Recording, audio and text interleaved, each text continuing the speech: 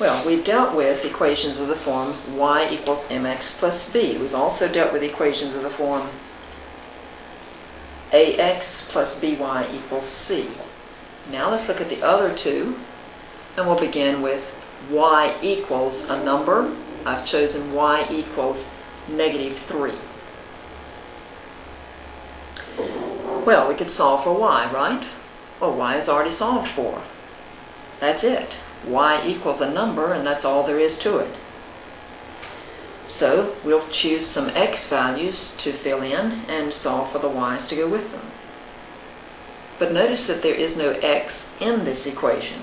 This is just y equals a number. What does this mean? Since x is not mentioned, there is absolutely no restriction on the x value that we can use. Y, on the other hand, will be -3 all the way through this problem. That is, y is stuck at -3. And so when we make our table of values for this, the y will be stuck at -3.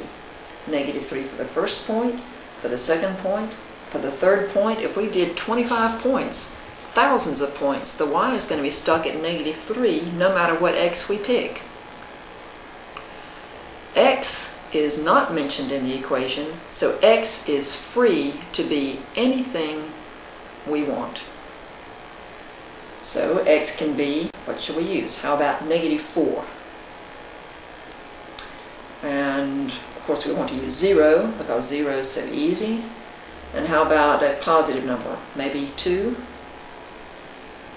X can be anything. So let me put down in words what we're saying here.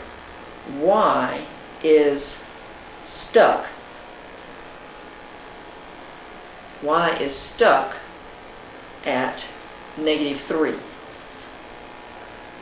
X, on the other hand, is free to be any number we wish.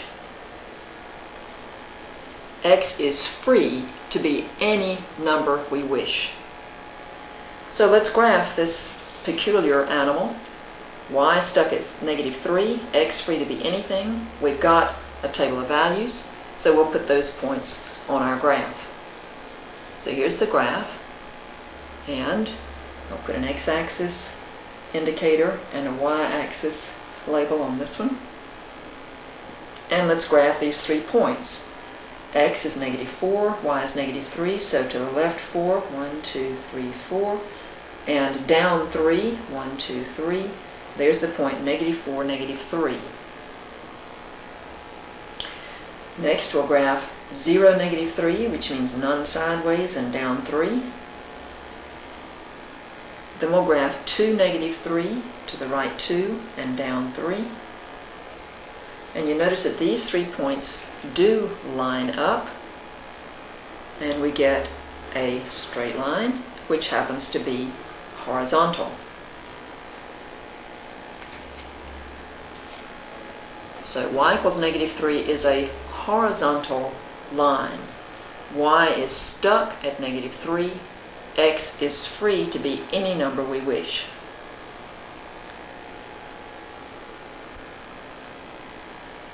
Well, this should help with graphing our last example. Our last example is x equals 4. X equals 4. Making our table of values this time, we notice that only one letter is mentioned in the equation. This time it is x. This means that the x value is stuck at 4. And so x is going to be 4 over and over and over and over again. Any x value that we'd like to use here has to be 4, whether we like it or not. What about y? Y is not mentioned in this equation, and so y is free to be any number we wish. How about y being, say, -5? How about y being 1? Let's let y be 3. Y can be any number we wish. So this time, the X is in a straitjacket. X is stuck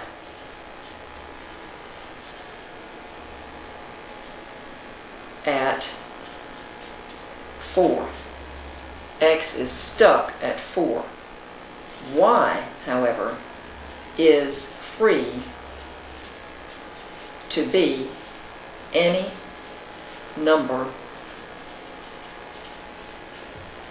we wish. Y is free to be any number we wish. So let's graph these ordered pairs. For x equals 4, we have on our x-axis and our y-axis, the x is 4, y is -5, so we count from the origin to the right 4, and then down 5. 1, 2, 3, 4, 5, and here's the point. Then 4, 1, from the origin we count to the right 4, and up 1.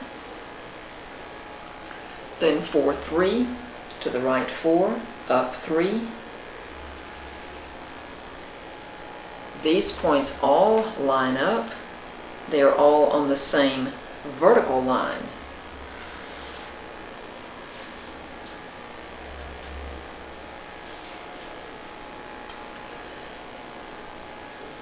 So x equals 4 graphs as a vertical line, since the x is forced to remain at 4 while the y can go up or down to any value in the world we want to use.